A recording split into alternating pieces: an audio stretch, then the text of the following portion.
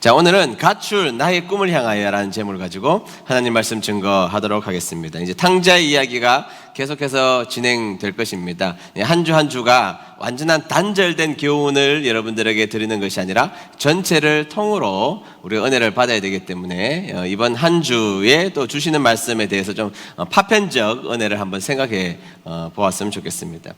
여러분, 가출해 보셨습니까? 손 들어 보시겠습니까? 네, 가출. 어떤 중학생이 그 인터넷 포털에다가 이런 질문을 했습니다. Q, 가출을 했는데 이제 어떻게 해야 될까요? 그러면서 이제 이런 글을 적어 놓았습니다. 제가 가출을 했습니다. 지금 제가 PC방에 있는데 다시 집에 들어가야 할까요? 계속 가출을 하는 것이 나을까요? 라는 질문이었습니다. 당연히 집에 들어가고 싶은데 게임 1시간만 해도 그만하라고 엄마는 잔소리를 하고 조금 더 하면 아빠까지 가세해서 잔소리를 더 하는데 견딜 수가 없습니다. 어떻게 하면 좋을까요? 이런 질문이었습니다. 별걸 다 질문해 놓죠? 근데 별걸 다 답을 또 다 해 놓습니다. 여러 가지 답이 쭉 있는데요. 대부분은 집에 들어가라는 답이었겠죠. 근데 이제 A, answer 해가지고 이렇게 독특한 대답이 있더군요. 여기에 다들 집에 들어가라고 하는데 저는 다른 생각입니다. 집에 들어가고 싶지 않으면 들어가지 마십시오. 솔직하게 말하면 저도 집에 들어가라고 하고 싶습니다. 왜냐하면 집 나가면 개고생이거든요. 밥 주는 사람 없지, 따뜻하게 잘 것 없지, 집에 들어가고 싶은데 부모님 때문에 집에 들어가기 싫으시다고요? 가출하는 사람들이 다 똑같은 마음 아닐까요?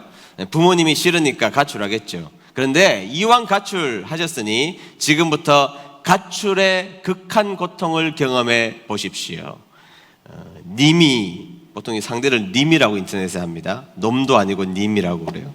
님이 지금 상태로 고생하지 않고 집에 가면 반드시 100% 다시 가출하게 될 것입니다. 그래서 가출한 상태를 충분히 지내십시오. 그 대신 절대로 도둑질과 나쁜 짓은 하지 마세요. 부모님과 아이들이 개념이 다른 시대를 사는데 서로 어떻게 이해를 할 수 있을까요? 부모님이 게임을 하신다면 게임이 얼마나 재미있는지를 아시겠지만 한 번도 경험해 보지 못해서 그러신 것 뿐입니다. 그러나 부모님의 마음은 다 똑같은 것이고 그것을 우리들이 잘 헤아리지 못하는 것 아닐까요?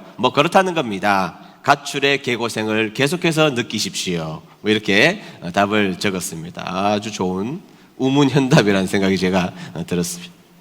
오늘 저는 여러분들에게 성경에서 가출한 이야기를 좀 말씀을 드리려고 합니다. 이 이야기의 시작은 한 가정의 자녀들을 밝히는 것으로부터 이 이야기의 시작을 하고 있습니다. 11절 하반절을 보겠습니다. 11절 하반절 말씀입니다. 다 같이 읽습니다. 시작. 어떤 사람에게 두 아들이 있었다. 네, 어떤 사람에게 두 아들이 있었다. 고대 근동 이스라엘 그 당시의 지역에는 보통 4명, 5명, 7명씩, 야곱은 12명씩 아이들을 낳았으니까요. 대체적으로 많이 낳던 시절에, 피임의 방법도 잘 모르고 많이 낳던 시절에 한 가정에 2명 정도의 아이라면 굉장히 적은 숫자의 아이죠. 그리고 이 이야기를 우리가 자세히 한번 들여다보면 이 집은 꽤 돈이 많은 집안이었다는 것을 알 수가 있습니다. 유수한 받을 재산도 있고 그 받은 유산을 가지고 저 먼 나라로 갔고 먼 나라에 가서 허랑방탕한 생활을 할 만큼 충분한 돈이었다는 것을 우리가 유추해 볼 때 부잣집 도련님들이었을 가능성이 굉장히 높다는 것이죠. 한 가정에 두 아들이 있었고 부잣집 아들이었음을 밝히고 있는 내용이죠. 이 아들들을 키우다 보면 이 딸을 키우는 것하고 좀 다르다는 것을 느끼게 됩니다. 누가 더 낫다 못하다 이런 문제 아니고 그냥 다르다는 정도로 표현하는 것이 좋지 않겠습니까? 이 아이들, 남자아이들이 좀 클 때는요, 아이 때는 남자들이 조금 더 귀여운 느낌이 좀 있는 것 같습니다. 크면 클수록 그런데 아들은 통제가 안 되는 이놈의 새끼들, 말하면 안 되나? 이놈의 자식들이 되는 경우들이 있지 않습니까? 집마다 다 이놈의 자식들이 다 있지 않습니까? 말 잘 듣던 아이들이 나이가 들어서 사춘기가 되면 어느 날 문을 쿵 닫고 들어가면 가슴이 철렁 같이 내려앉게 됩니다. 그리고 입에 본드칠을 하기 시작하죠. 묻는 말 대답도 잘 안 하고, 뭐 물어보면 물어보지 마라 그러고, 간섭도 하지 마라 그러고, 뭐 그런 시절을 한동안 아이들이 겪게 되는 경우가 있지 않습니까? 그러면 이제 부모들의 가슴 앓이가 시작됩니다. 저 속에 무슨 생각이 들었는지, 제가 어떤 마음을 가지고 있는지, 공부는 열심히 하는지, 물어보면 버럭버럭 화를 내고 하니까 더 물어보지도 못하는 그런 마음을 가지게 되죠. 가끔씩 저에게 목사님, 제가 이 자녀들 때문에 제가 죽겠습니다. 뭐 어떻게 해결해 드립니까? 제가 다 지나가면 문제 해결되는 그런 문제입니다. 누구나 다 그럴 때가 있습니다. 제가 이렇게 말씀드리기도 하는데요.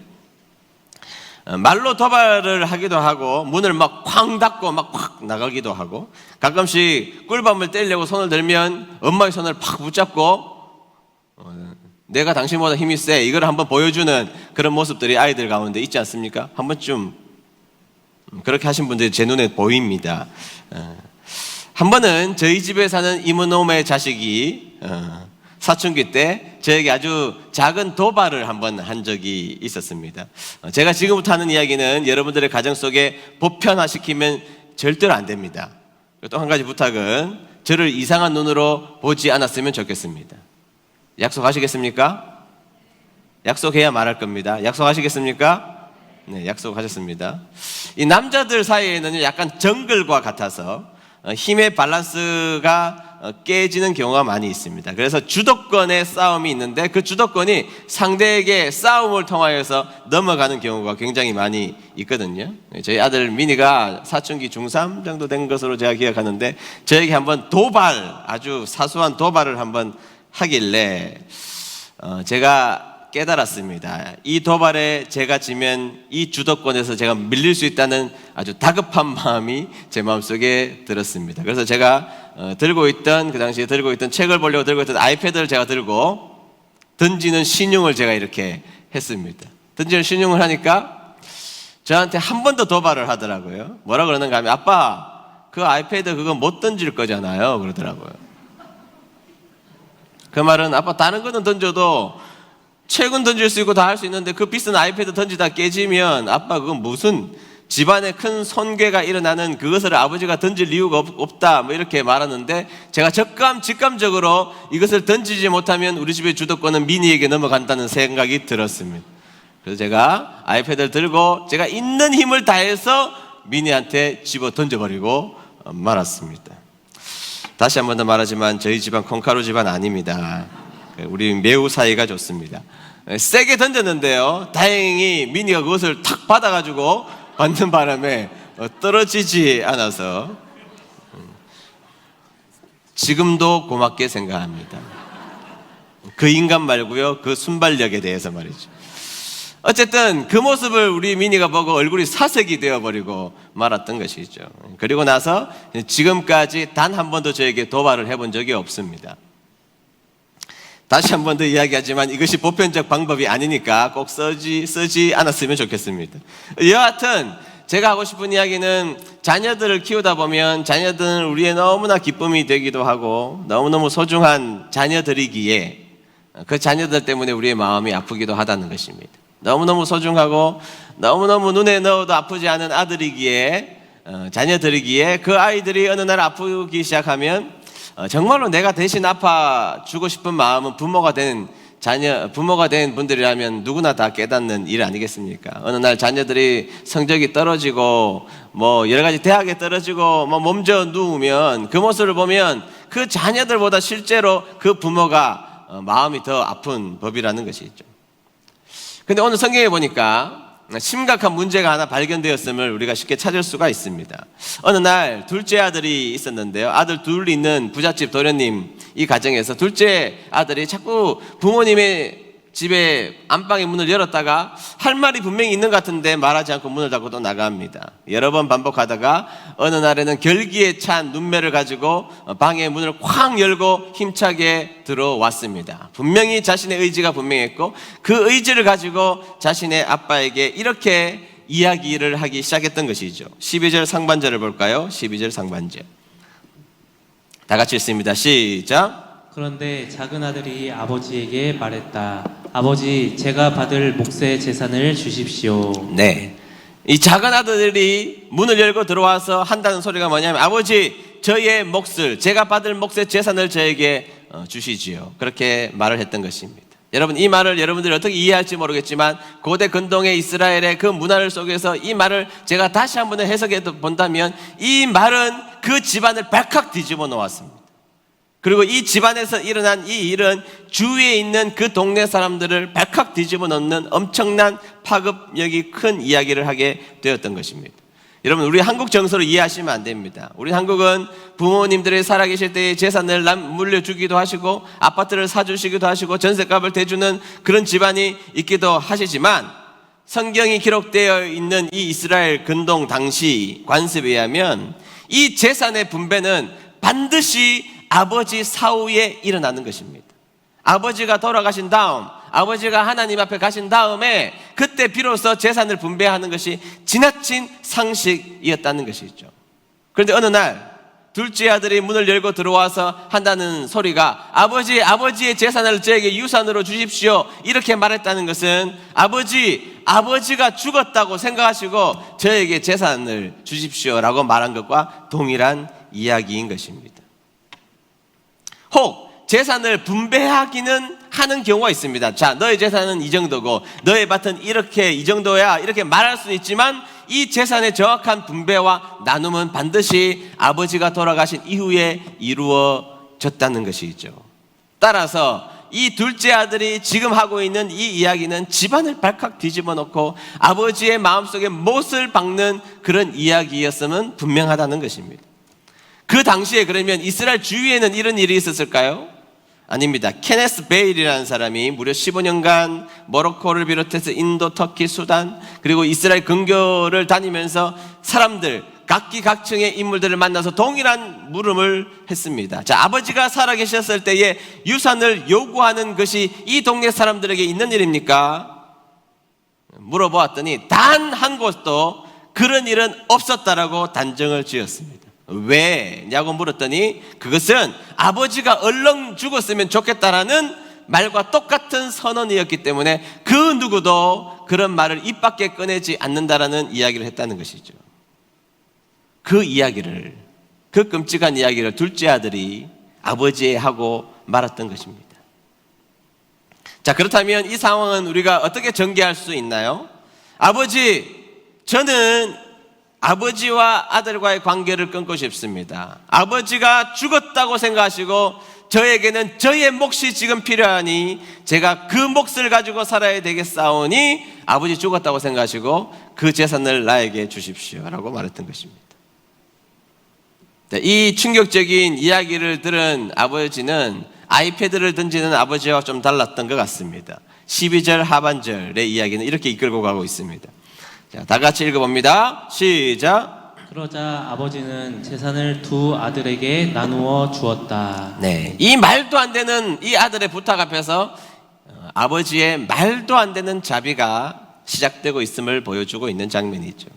아버지의 자비는 이 탕자의 비유에서 끊임없다는 전제로 시작하고 있습니다.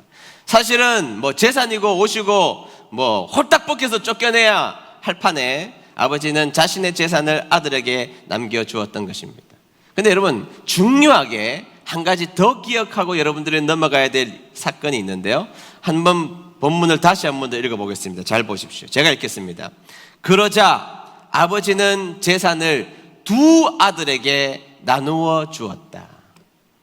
우리는 이 탕자의 비유를 수없이 들었지만 우리는 어떻게 생각하냐면 재산을 요청한 둘째 아들에게 재산을 주었고 첫째 아들에게는 재산을 주지 않았다라는 이상한 암묵적 동의가 있었던 것 같지만 성경은 그렇게 말하고 있지 않다는 것입니다. 재산을 달라고 요청을 하자 이 아버지는 첫째 아들과 둘째 아들에게 재산을 동일하게 다 나누어 주었음을 성경에서 기록하고 있다는 것입니다. 중요한 포인트입니다. 반드시 여러분들은 기억해 하셔야 한다는 것이죠. 여러분, 더 중요한 것이 하나가 있죠. 자, 성경에서 자신의 자녀들에게 재산을 그리고 살림을 나누어 주었다 이렇게 말하고 있는 재산과 살림에 해당하는 헬라어의 원어가 뭐냐면 비오스라는 단어입니다. 한번 따라해 보겠습니다. 비오스. 우리가 영어를 배우다 보면 접두어 바이오를 배우잖아요. 바이오. 생물, 살아있다. 뭐 그런 것을 의미하는데요. 그게 접두어 바이오인데 여기서 파생되었던 것입니다. 이 비오스라는 단어는 그냥 재산을 의미하는 것이 아닙니다. 생명을 의미하는 것입니다. 다시 되돌아서 이야기를 해볼까요? 둘째 아들의 아버지에게 이야기를 했습니다. 아버지, 저에게 아버지 죽었다고 생각하고 재산을 주십시오. 그 이야기를 들었던 이 아버지는 첫째 아들과 둘째 아들에게 자신의 생명을 찢어서 첫째 아들과 둘째 아들에게 주었다는 것이 성경의 설명이라는 것입니다. 이 아버지는 물질을 주었지만 자신의 몸을 찢어서, 그리고 자신의 생명을 찢어서 자신의 아들들에게 주었던 것입니다. 이 아버지의 절망이 보이시나요? 근데 여러분, 저는 왜 아버지가 물질만 준 것이 아니라 자신의 몸을 찢어서 주었을까요? 왜 생명을 주었다고 생각하십니까? 아버지는 이 엉뚱한 아들, 이 못난 아들, 말도 안 되는 선언을 하고 있는 이 아들을 끝까지 사랑하시기 위하여서는 자신의 고집, 자신의 의지, 자신의 모습, 자신의 자아도 죽어야지만 결국에는 이 아이들을 끝까지 사랑할 수 있다는 생각을 했던 것입니다. 내가 살아서는, 내 욕심이 살아서는, 내 성질머리가 살아서는 이 아들을 끝까지 책임질 수 없다라는 이 아버지의 압도적 자비와 압도적인 사랑이 그 자녀들에게 물질만 준 것이 아니라 자신의 생명을 찢어다가 그 자녀들에게 주게 되었던 것이죠. 아버지의 자비였던 것입니다. 그리고 이 이야기는 어떻게 진행됩니까? 13절 상반절로 가도록 하겠습니다. 다 같이 읽어볼까요? 시작. 며칠 뒤에 작은 아들은 모든 재산을 모아서 먼 마을로 떠나버렸다. 아멘. 자, 성경 뒤에는 곧바로 떠났다 이렇게 말하지 않고요. 며칠 뒤에 라는 단서가 붙습니다. 꽤 긴 시간, 꽤 많은 시간, 곧바로가 아니라 즉시가 아니라 1시간 이내가 아니라 며칠이나 더 머무르게 되었다는 것이죠. 여러분, 우리가 고통을 경험할 때 그냥 금방 경험하고 치우는 것이 낫잖아요. 매도 빨리 맞는 것이 나은 법입니다. 그런데 이 둘째 아들은 아버지에게 엄청난 선언을 하고 아버지가 자신의 생명을 찢어서 유산을 주었음에도 불구하고 며칠씩이나 머무르면서 자신의 재산을 주섬주섬 챙기기 시작했습니다. 이건 나한테 더 필요한 거야. 이건 내 거야. 그렇게 해서 이삿짐을 싸고 있으면서 룰루랄라 밖에 나가서 아버지의 간섭 없이 허랑방탕한 삶을 살 것이라고 생각하니까 너무 기분 좋았던 방탕하고 타락한 그 둘째 아들의 그 며칠은 아버지에게는 엄청난 고통이었을 것입니다.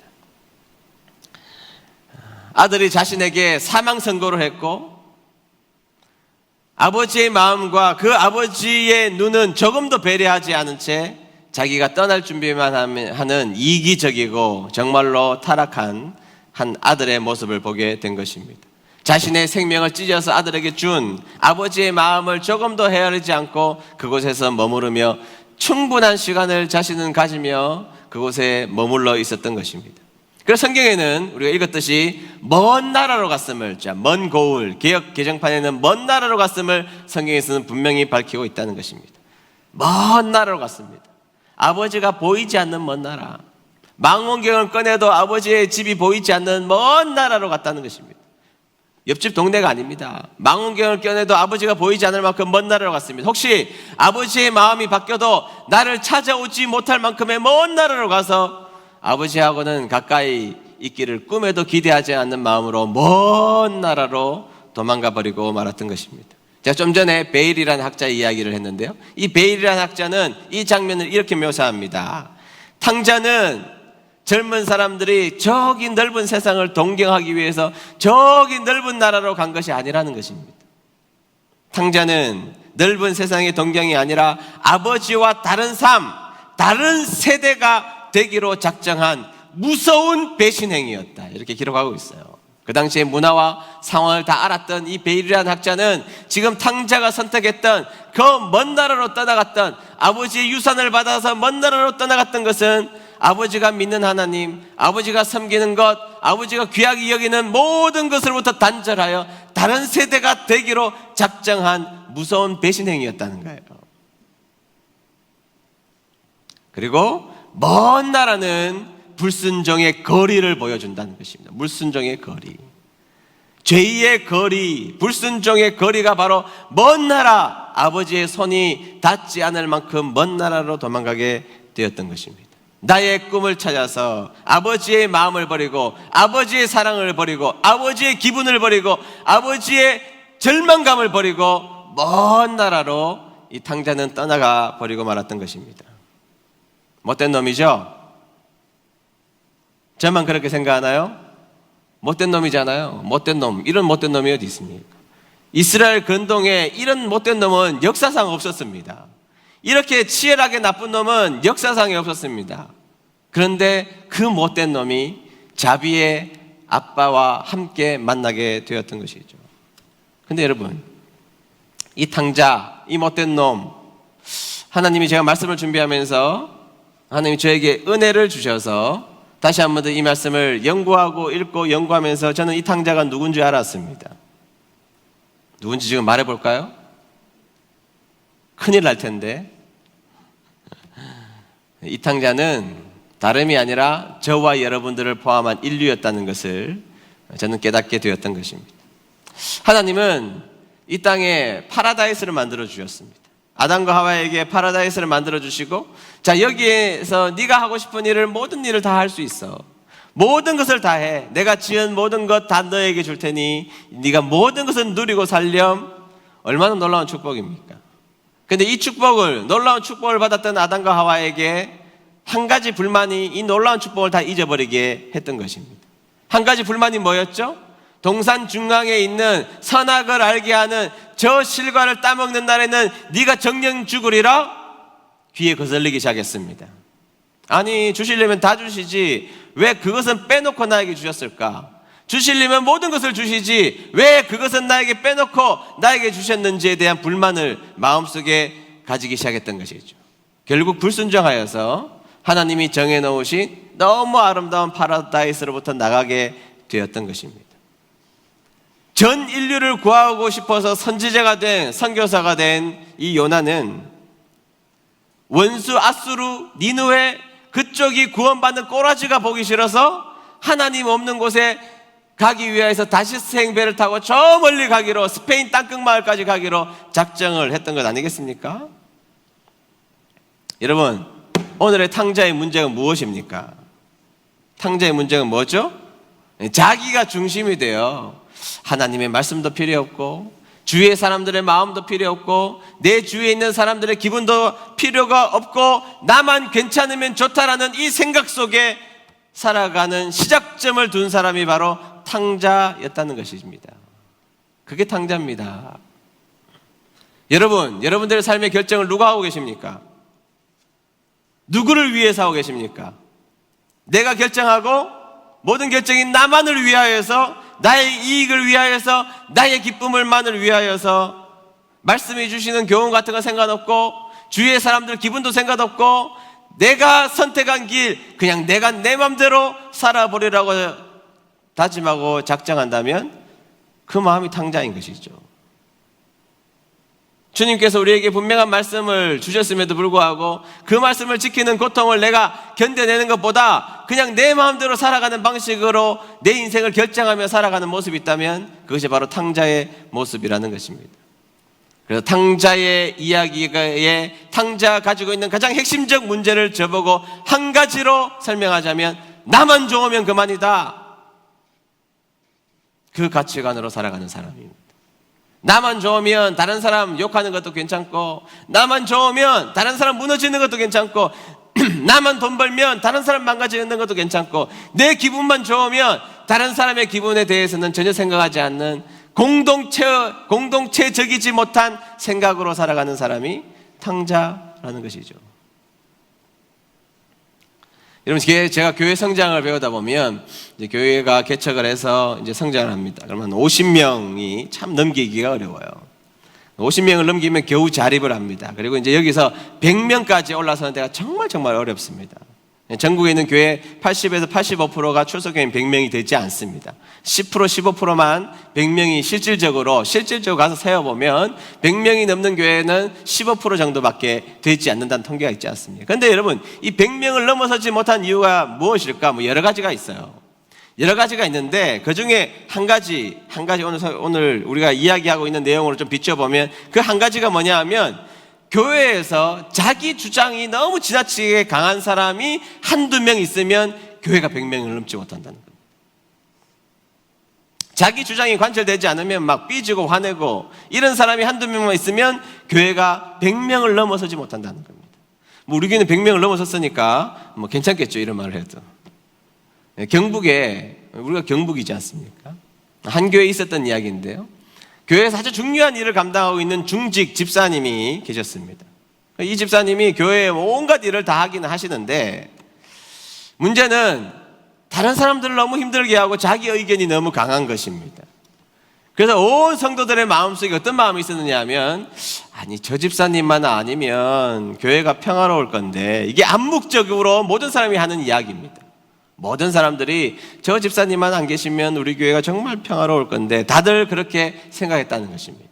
근데 어느 날 이 집사님이 자기 집에 옥상에 올라가서 볼일 보다가 떨어져서 돌아가신 겁니다. 경추가 부러져서 돌아가시게 되었던 것입니다. 근데 문제가 뭔지 아세요? 이 집사님이 돌아가신 다음에 1년 만에 그 교회가 2배로 성장했다는 것입니다. 다시 말하면 그 당시 사람들이 하던 이야기가 다 사실이었던 것이죠. 그분의 주장, 나만 좋으면 되고 다른 사람들을 배려하지 않는 그 한 사람 때문에 교회가 성장하지 못했던 것입니다. 좀 요거보다 조금 더 오래된 이야기긴 한데요. 한 교회 성도님들이 교회가 너무너무 더우니까 에어컨이 이제 한참 나올 때인데요.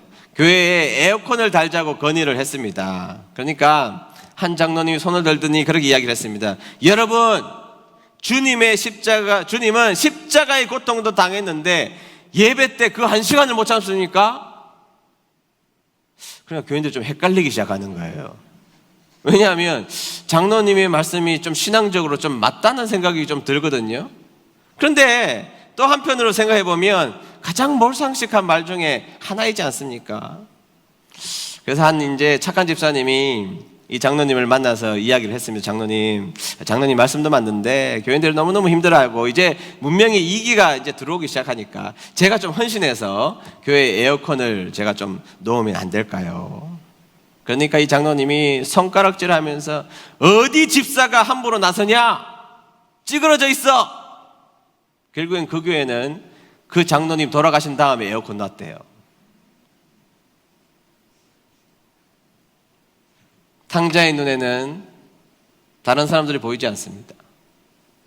내 의견이 저 위에 올라가기 시작하는 그 순간 교회의 다른 어른들도 눈에 보이지 않습니다. 내가 중심이 돼서 내가 원하고 바라는 뜻이 관철되지 않으면 모든 사람들을 힘들게 하고 모든 사람들의 마음을 아프게 하는 것, 그것이 바로 탕자라는 것이죠. 다시 말하면 탕자의 핵심은 공동체적이 아니라 지극히 개인적인 사고 속에 묻혀 살아간다는 것입니다. 여러분들의 마음속에 탕자 한 명씩 들어가 있지 않습니까? 저의 마음속에 탕자가 있던데요, 보니까. 여러분들의 마음속에는 탕자가 들어있지 않습니까? 나의 생각과 나의 기분과 나의 욕심과 내 즐거움과 내 의견, 그것이 다른 사람을 살리는 일보다 훨씬 더 중요하다면 그것이 바로 내가 탕자라는 결론이라는 것입니다. 이 탕자는 어떻게 되었을까요? 다음 주에 계속해서 시리즈는 계속됩니다. 다음 주에 오란 이야기입니까? 오지 말란 이야기입니까? 오시란 이야기입니다. 찬양 부르겠습니다. 우리가 지칠 때 압도적 사랑하시는 그 아버지를 생각하시면서 이 찬양 부르도록 할까요?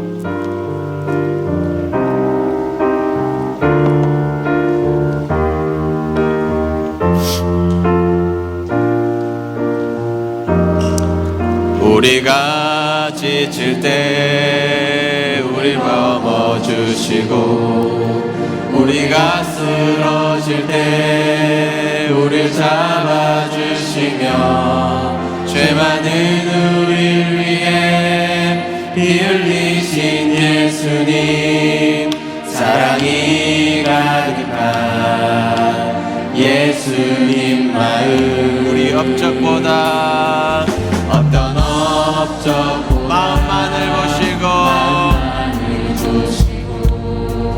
교만한 선행보다 겸손을 아끼시며 세상을 무엇보다 예수님만 닮기를 주님만 닮기를 원하는 마음 예수님 마음 품고 세상을 가슴에 안고 모두 위에 위로하는 주의 용사가 되어 세상의 빛과 소금 조그만 촛불과 같이 세상을 변화시 다같이 손을 들고 찬양하겠습니다.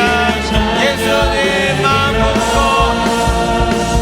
예수님 마음 품고 세상을 가슴에 안고 모두 위에 기도하는 주의 용사가 되어 세상의 빛과 소금 조그만 촛불과 같이 세상을 마지막으로 예수님 압도적인 마음 품고 예수님 마음 품고 세상을 가슴에 안고 모두 위에 기도하는 주의 용사가 되어 세상의 빛과 소금 조그만 촛불과 같이 세상을 변화시키는 주의 자녀 되리라. 우리 머리 숙여서 기도하도록 하겠습니다. 탕자가 드디어 일을 내고 말았네요. 나만 좋으면 그만인 탕자, 자신이 원하는 것을 얻기 위해서라면 아버지에게 사망 선고도 할 수 있는 사람, 잔인하기도 하고 무섭기도 하고 철이 없어 보이기도 합니다. 자신으로 인해서 얼마나 많은 사람이 아팠을까? 아버지는 그러면 얼마나 망신을 당하셨을까? 아버지의 사망 신고를 한 것이나 다름이 없고 그 주위의 사람들은 손가락질을 했을 것입니다. 다른 사람의 마음이 어떻든 나만 좋으면 그만인 사람들. 근데 은혜 주셔서 나의 모습을 되돌아보면 내 속에 탕자가 많았음을 고백할 수밖에 없습니다. 부모로서 탕자로 살았고, 자녀로서 탕자로 살았고, 교인으로서 탕자로 살았고, 아내로서 남편으로서 탕자로 살아가고 있지 않습니까? 솔직하게 말하면 나로 인하여서 아픈 사람 많지 않을까요? 옳고 그름을 떠나서 말이죠. 오히려 밸런스를 맞추지 않은 이야기는 사람들을 더 많이 힘들게 했을 것입니다. 나의 의견이 관철되는 것보다 훨씬 더 중요한 것은 모두가 기뻐하는 일이 것이죠. 탕자는 자신의 이익을 위해서 말할 때 아버지는 목숨을 찢어 주시는 사랑을 표현했던 것입니다. 오늘 다 같이 기도할 때 그렇게 기도했으면 좋겠습니다. 하나님, 내 속에 탕자가 있네요. 하나님, 나의 탕자의 모습 때문에 오늘도 여러 사람을 마음 아프게 제가 했던 것 같습니다. 하나님, 내 속에 있는 탕자를 꺼내주시고 나로 인하여서 세상이 기뻐지고 가정이 기뻐지고 교회가 기뻐지고 나로 인하여서 살아나는 사람들이 많은 그런 백성이 되고 싶습니다. 우리 1분간만 마음 아파해서 기도하도록 합니다. 하나님 아버지 감사합니다. 오늘